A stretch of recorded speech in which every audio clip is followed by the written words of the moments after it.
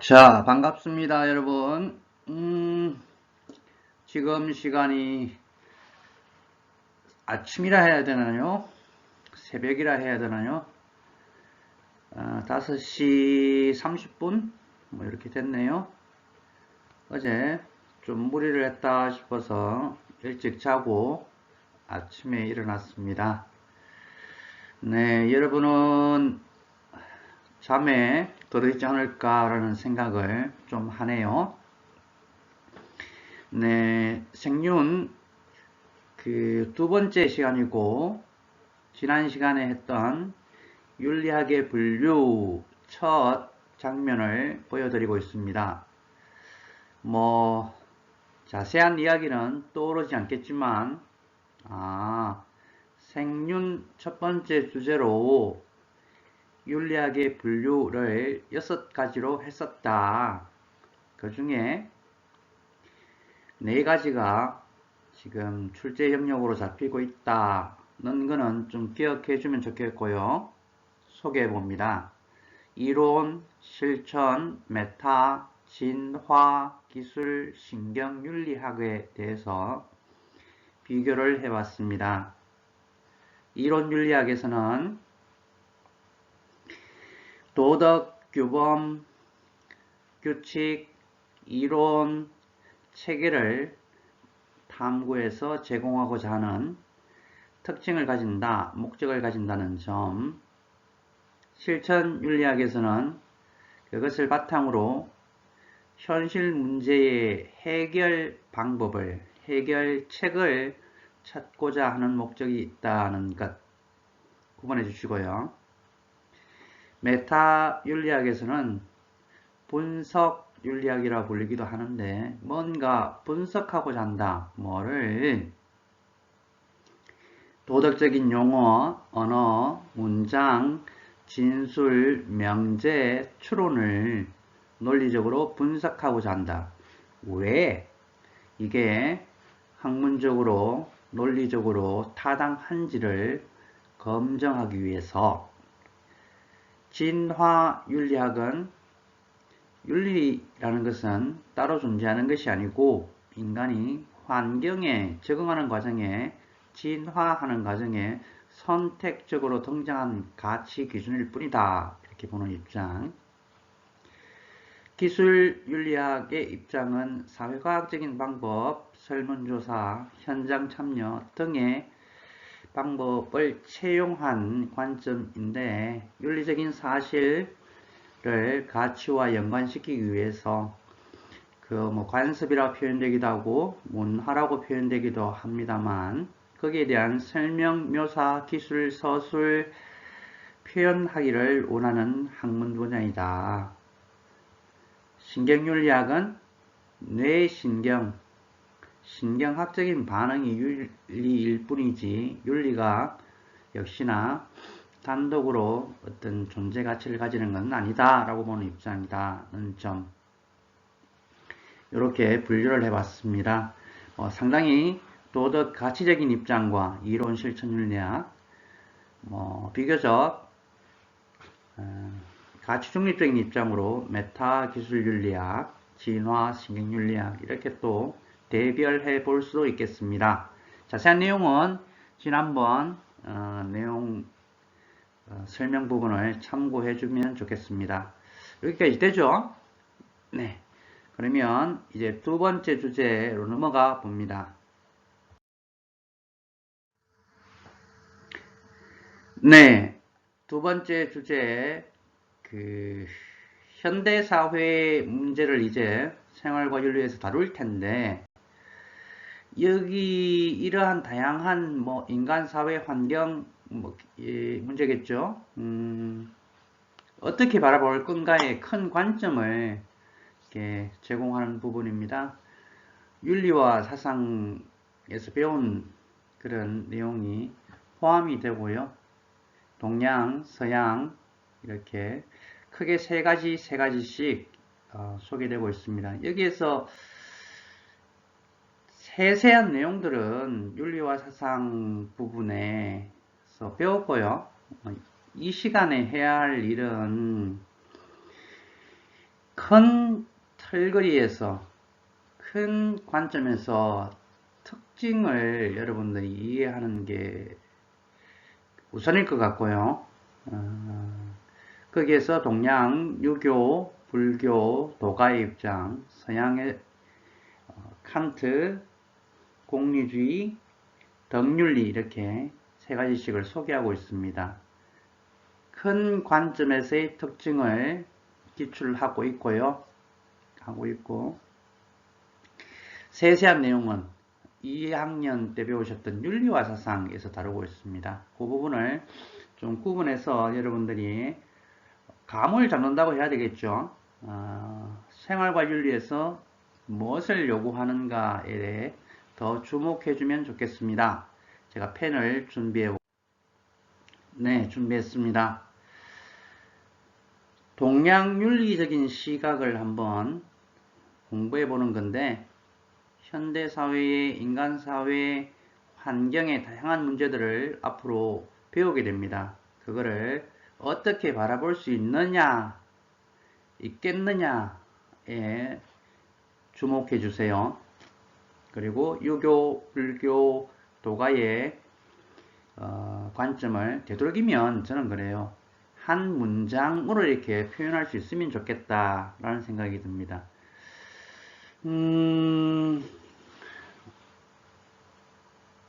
올해 겨울방학이죠. 1월에 생윤 기숙사 수업을 듣는 친구들 준비를 하느라고 다시 이렇게 윤리와 사상 부분을 살펴보다가 저는 개인적으로 저의 발전, 성장, 성숙이라고 보여지는데요. 어쩌면 동양윤리에서 이 시각이 천인합일이라고 표현되는 그런 관점에서 묶을 수 있지 않을까라는 나름의 그 깨달음을 좀 얻은 것 같아요. 그래서 올해 2학년들에게는 그런 관점에서 부분과 전체를 이렇게 연결지어 보고 싶습니다. 네. 네. 자, 제가 수업 시간에, 윤사 시간에 이런 산을 그렸어요. 오늘은 산에 대한 데 좀 주목해 주세요. 아까 전체라고 표현했던 그 부분입니다. 그리고 이렇게 깃대를 그려드린 적이 있고요. 그 다음에 공자부터 맹자, 순자, 주희, 왕수인, 한국의 누구예요? 3명이죠? 예, 정약용, 이황, 그 다음에 이렇게 다뤄봤었습니다. 이 깃대에 무엇을 적었었는지 기억나나요? 네. 도덕입니다. 도덕. 한 문장으로 여러분들이 이해했으면 좋겠다라고 먼저 말을 했는데, 유교에 이거를 목적, 특성, 최종, 종착점, 이상향, 이렇게 다양하게 표현할 수 있겠지만, 도덕적으로 살자는 이야기예요. 유교의 이야기는. 바꾸어 이야기하면. 그러니까, 도덕이라는 것을 매개로 하늘과 사람과의 일치, 천인합일이라고 표현한다면, 를 추구한 입장이 유교의 입장이에요. 그거를 어떻게 확충하고 발전하고 성장하고 성숙시키고 교화시켜서 통합시켜내느냐, 그게 천인합일이겠죠. 하느냐의 문제를 끊임없이 다루는 게 유교입니다. 등장인물로 유교의 시작점이라 하는 공자, 그 다음에 공자를 이었던 맹자와 상대적인 관점을 제공했던 순자. 시대가 조금 차이가 나죠. 1200년대 동양의 건대라 하는 성리학을 제창했던 주희, 그 다음에 양명학을 이야기했던 왕수인, 이렇게 공부를 해봤고 윤사 시간에 등장인물이었습니다. 모두 유교라는 그런 학파에 넣을 수 있는 사람들이고요. 물론 지금도 계속되고 있습니다. 그러하니 여러분들 첫 번째 꼭 기억해 줘야 할 부분은 이 기대의 부분입니다. 말을 바꾸어서 표현해 볼게요. 현대 사회를 바라보는 인간 사회 환경의 다양한 문제를 바라보는 관점으로서 유교는 도덕적, 도덕성, 도덕의 문제를 제시한다. 이렇게 정리를 해주면 좋겠습니다. 되겠어요?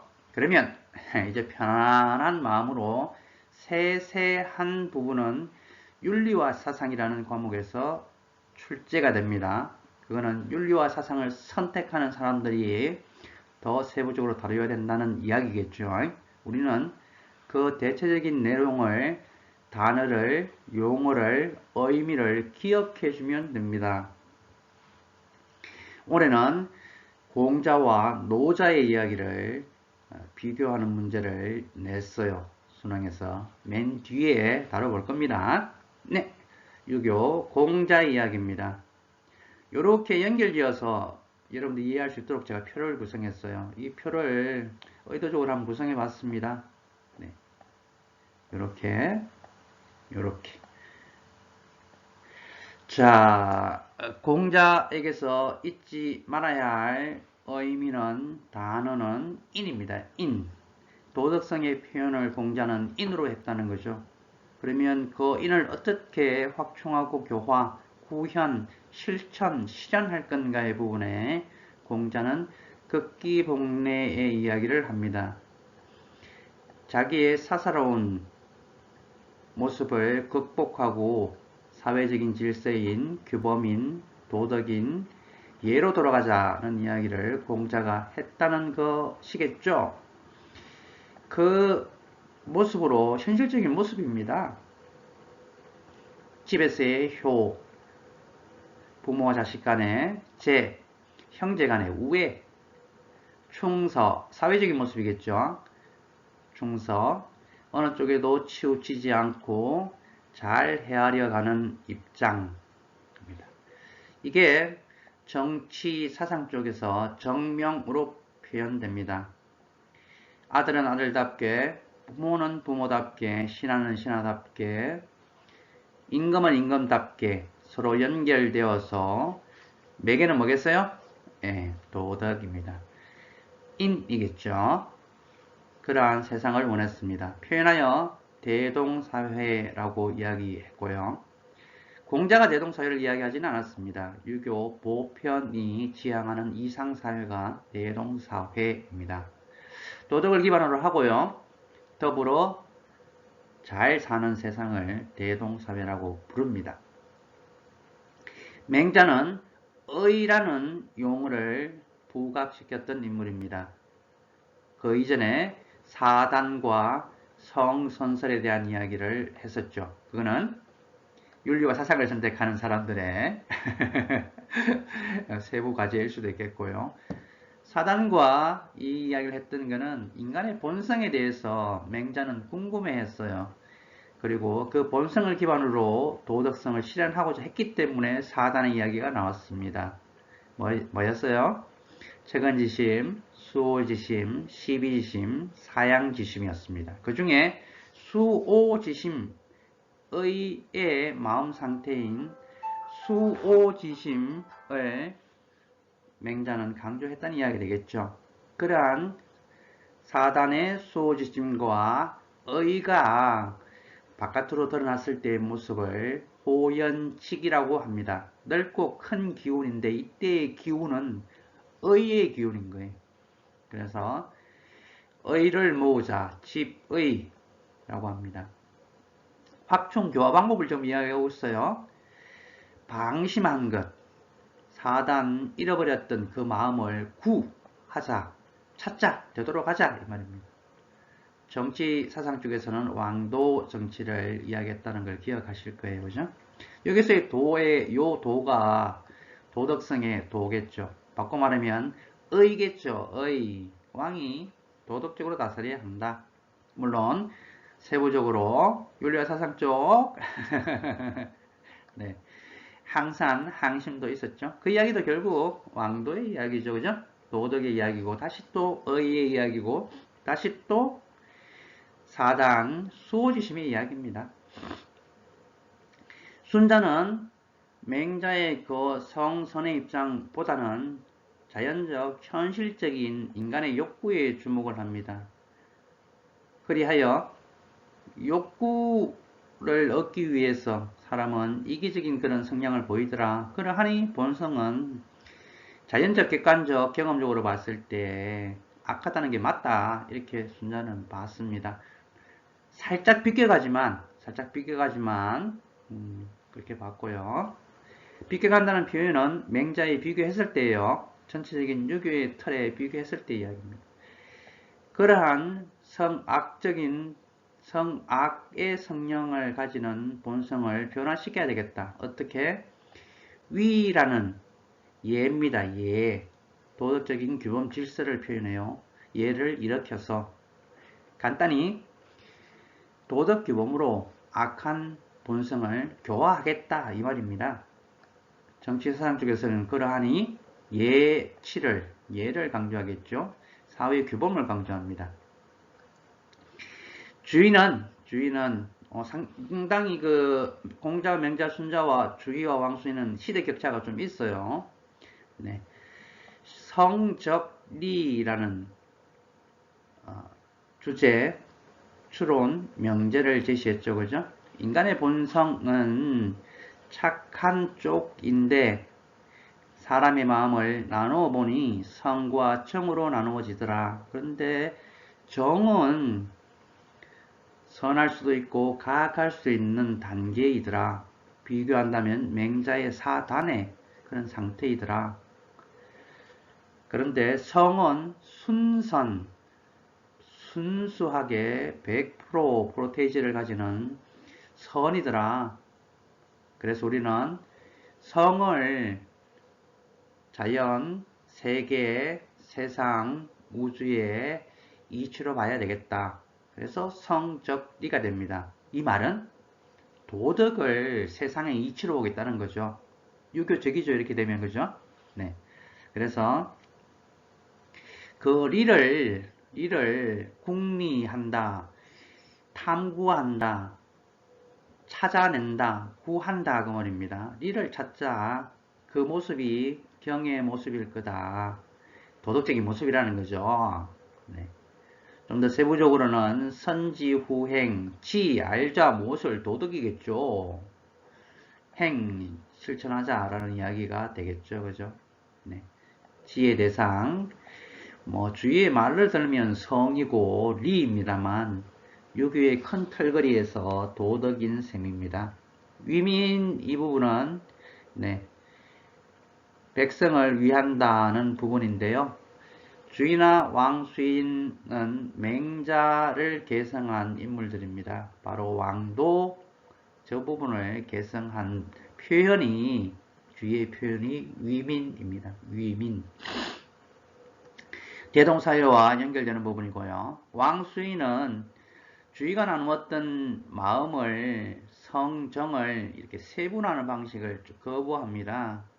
마음 자체가 리다. 바꿔 이야기하면 도덕적이다라는 말입니다. 그러면 비교적 주위와 비교했을 때보다 맹자의 성선과 더 가깝게 느껴지죠. 그죠? 네. 존양 성찰의 방법을 왕수인은 강조합니다. 이때 양이 양심으로 표현될 수도 있겠죠. 그죠? 바로 심입니다. 심. 바꿔 말하면 도덕이고요. 네. 맹자적으로 이야기하면 사단, 수호지심, 의가 되고요. 네. 그거를 성찰해보자 이 말입니다. 실현해보자. 그죠? 선지후행의 주의와 지행합일의 왕수인을 윤사시간에 비교한 적이 있습니다. 네, 지행합일. 그리고 위민과 비교되는 민본의 이야기를 또 간단히 이야기해 본 적이 있습니다. 왕도의 다른 표현이다. 이렇게 여러분 기억해 주시면 좋겠어요. 이 민이 백성, 일반 일반인이 됩니다. 일반인. 네. 지금 뭐 확인이 되고 이게 윤사의 그 내용이 지금 들어오고 있죠, 그죠? 네. 요 정도 선에서 생유는 멈추면 좋겠고요. 여러분들이 기억해 줬으면 좋겠다 싶은 부분은 요 도덕은 잊지 말았으면 좋겠다는 점. 네. 지금 추세 경향을 보면요. 공자맹자 순자가 생륜 시간에 많이 다루어지고요. 문제에서 주의와 왕수인 부분은 윤사 쪽에서 다루어집니다. 네. 대체적인 경향이에요. 지금 20분쯤 지나고 있고 다음 장면으로 넘어가 봅니다. 네, 넘어왔어요. 이제 도가 부분입니다. 도가에서는 두 사람을 다뤘죠. 그죠? 노자와 장자라는 사람을 다루었습니다. 제가 역시나 수업 시간에, 윤사 시간에 산을 그렸고, 노자, 장자, 정상에 깃대를 꽂았습니다. 도대체 뭐 어떤 정상에 깃대를 꽂을 수 있느냐? 바로 자연이에요. 좀 거칠게 표현하면 제가 도가의 노자 장자의 이야기에서 네 글자 무의자연 이 말은 잊지 말자라고 했는데 그 표현입니다.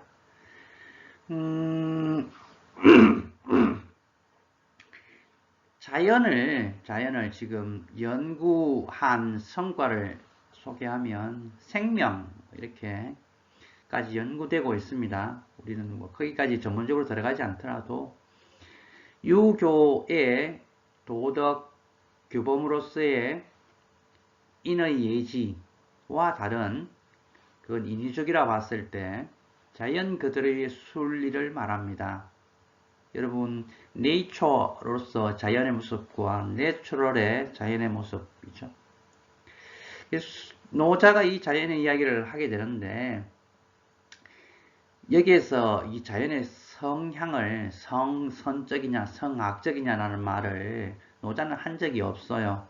그 자체가 인위적이다라고 받지 않았을까 이렇게 추측 가능하고요. 하지만 성악적인 것을 이야기하지는 않았으리라 그렇게 우리가 또 재해석을 해볼 수는 있고요. 자연의 순리 정도에서 멈추면 좋겠습니다. 네. 그러면 그거를 어떻게 충족시키고 조화시키고 발전시키고 성장시키고 성숙시킬 그가의 이야기에서 노자가 제시한 용어는 소박입니다. 우리 소박하다 할 때 그 소박입니다. 네. 부쟁, 다투지 않는다. 노자의 표현이에요. 텅 비운다. 무엇을? 인위적인 것을 상대적으로 이야기할 때입니다. 유교의 그런 도덕적인 질서가 오히려 자연과 위배되니 그것을 인위적이라 할 수 있고 그것을 비우자 하지 말자는 이야기가 되겠죠. 고요해지자 인위적인 상대에 대한 상대적인 의미입니다. 그러면 되돌아가는 식으로 설명을 한번 해볼게요. 부쟁,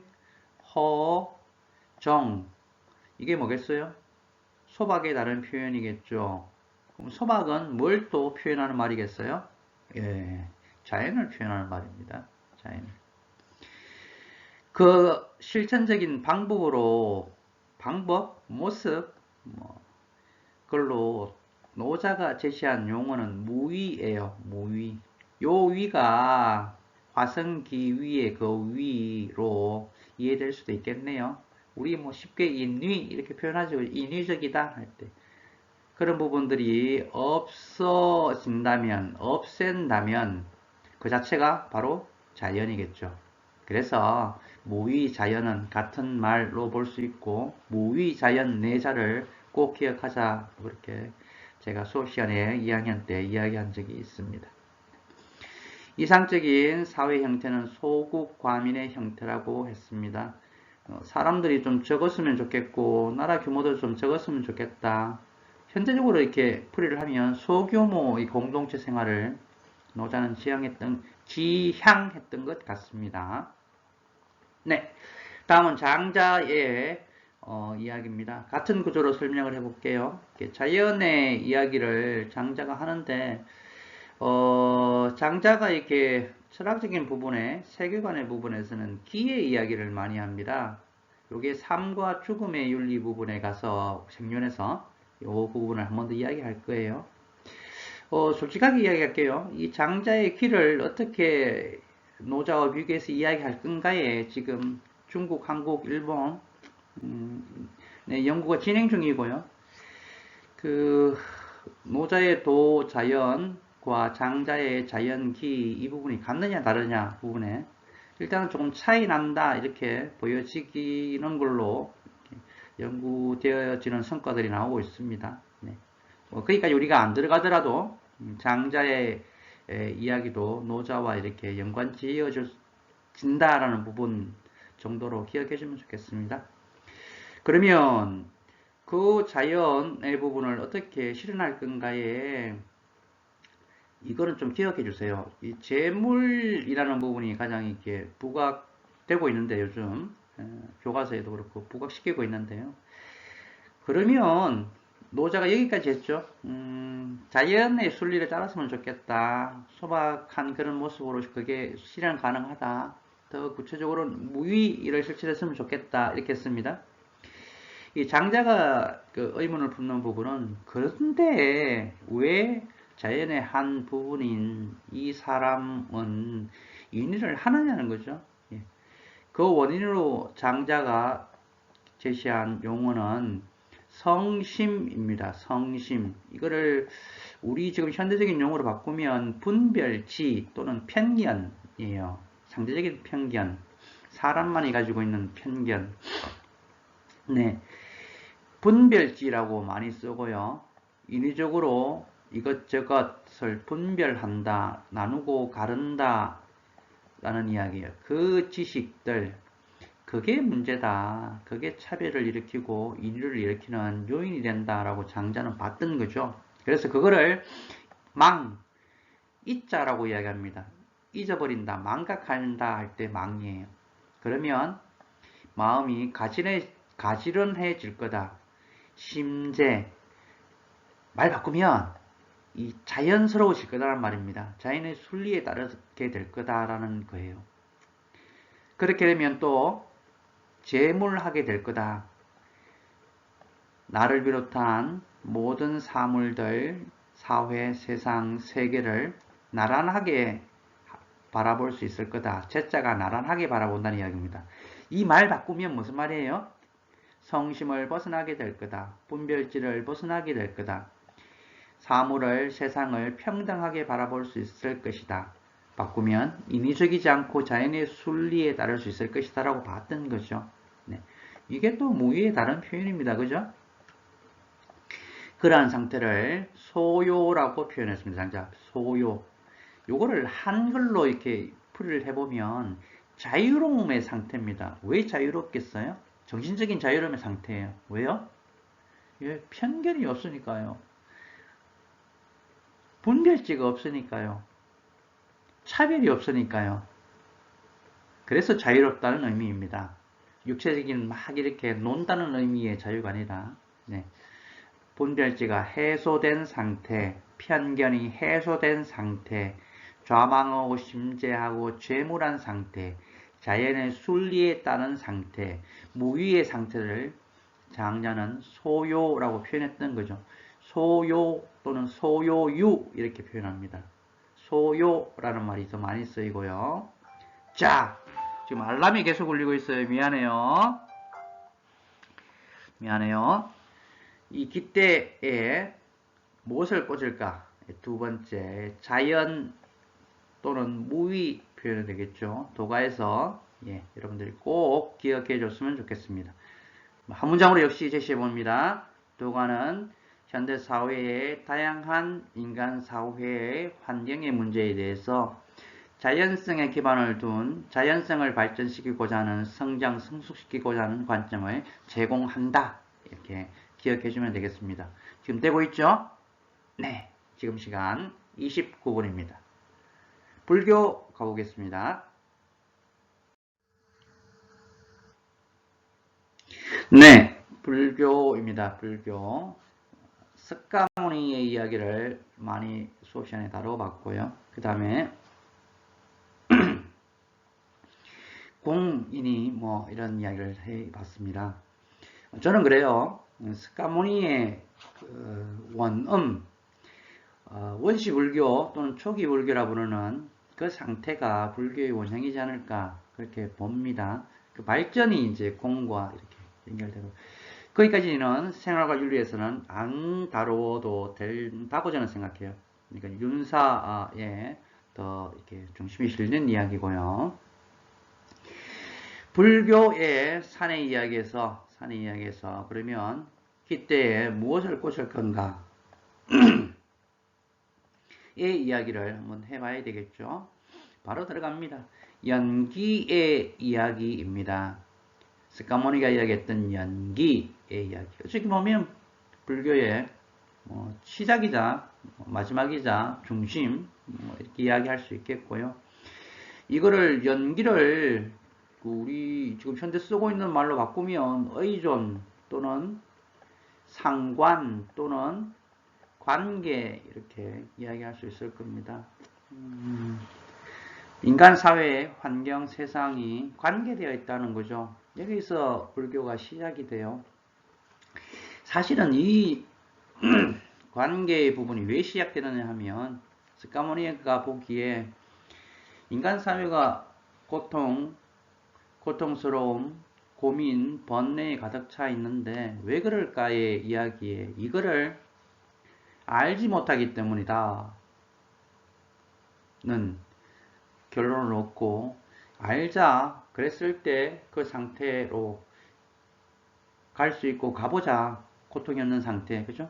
말 바꾸면 없으니 자유로운 상태겠죠. 육신화 정신적인 자유의 상태입니다. 그걸 표현했을 때 해탈이에요. 해탈. 네. 그 관계성을 회복한 윤리적인 용어가 자비입니다. 네.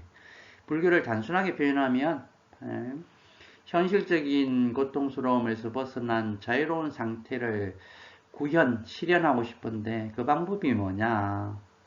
고통을 낳는 연기를 모르는 거에 대한 자각, 깨달음이 되겠죠.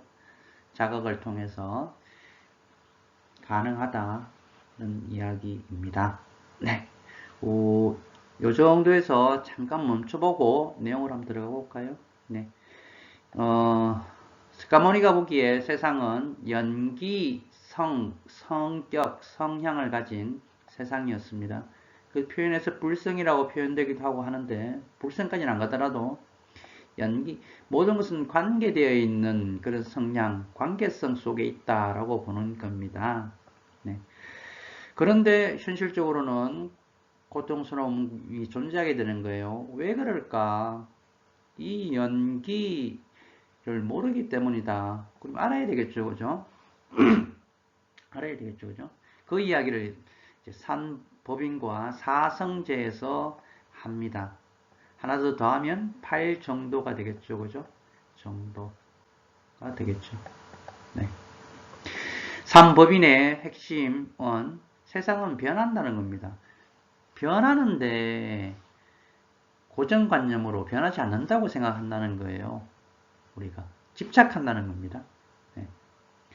사성제의 핵심도 역시 변한다는 겁니다. 재행무상, 재범무화, 일체계고 그 이야기에 일체계고는 고통스럽다는 이야기니까 빼기로 하고요. 재행무상과 재범무화의 이야기는 고정된 게 없고 변한다 세상은. 그런데 사람이 자꾸 자기 주관으로 고정되어 있다고 생각한다. 세상은 변하는데 고정되어 있다고 생각하니 고통스럽겠죠, 그죠? 고통스러움이 생긴다. 집착하니까. 네. 그래서 이 고정관념을 벗어나는 방법을 8가지로 제시하는 게 8 정도입니다. 예, 지금 무슨 이야기인지 따라오고 있죠, 그죠? 네. 그것을 벗어났을 때 자유롭다고 표현될 수 있겠고요. 네, 자유롭다고 표현될 수 있고요. 물론 정신적인 자유로움이겠죠, 그죠? 네. 그 변한다는 사실을 아는 것을 깨달음이라고 이야기를 합니다. 덕도 이렇게 표현하죠, 그죠? 네. 네. 이 자유로운 상태를 한자로는 해탈이라고 합니다. 한자의 해탈의 자체의 말은 껍데기를 벗는다 뭐 그런 말인데 그 껍데기는 뭐겠어요? 고정관념입니다. 고정관념. 집착. 무명과 집착 뭐 이렇게 표현하는. 네. 그 관계성을 회복한 윤리적인 상태가 이 보살이라고 표현되는 깨달은 사람, 그것을 실천하는 사람을 보살이라고 불교에서 불러요. 우리가 표현하는 자비의 상태가 바로 그 상태입니다. 그렇겠죠, 그죠? 연결되어 있다는 것에 대해서 충실하게 되면 그런 윤리적인 면모가 자비로운 면모가 되겠죠. 자애롭다 표현되는. 자비 이 말은 안타깝게 안쓰럽게 바라본다 그런 마음이에요. 부모가 자식을 바라보는 그런 마음인데 우리가 자비롭다는 표현을 좀 지금 와서는 아까 말씀드린 것처럼 사용하는 거죠, 그죠? 그 안타까움의 대상이라는 것은 자기가 왜 고통스러운가를 또 모르고 지금 고통스러워하고 있으니 거기에 대해서 안타깝게 바라보는 그런 눈빛, 모습들, 그걸 도와주려고 깨닫게 해주려고 하는 그런 모습들을 자비라고 표현할 수 있는 거죠. 표현했던 거죠. 네. 역시나 이 깃대의 이야기입니다. 연기라는 깃대를 꽂을 수 있겠다라는 부분이고요. 한 문장화 해보겠습니다. 현대사회의 다양한 문제를 앞으로 바라볼 텐데 불교에서는 인간 사회 환경의 다양한 문제에 서로 연결되어 있다는 그 시각을 제공한다는 겁니다. 거기에 인간과 사회와 환경 그 요소들이 연결되어 있다는 시각을 갖자라는 아이디어, 관점, 의식을 불교는 제공할 수 있다는 거죠. 되겠습니까? 네. 현재 37분이고요. 우리가 유교, 도가, 불교의 관점을 계략해 봤습니다. 기출문제 보겠습니다. 넘어갑니다. 네, 이게 작년 11월 22학년도 수능 2번 문제입니다. 동양서양의 관점이 2번, 3번, 4번 사이에 배정이 됩니다. 1번은 윤리학의 분류고요. 네. 갑을 사상가들의 입장으로 가장 적절한 것은 했습니다. 갑. 이름을 바로 잡는 것. 한자를 알면 좋습니다. 한자 있죠? 정명. 정치의 시작이다. 이름이 제대로 서지 않으니 예학이 형성하지 않고 예학이 형성하지 않으니 형벌이 제대로 되지 않는다. 빼기로 하고 이름을 바로잡는 것, 정명이 정치의 시작이다. 누구 이야기예요?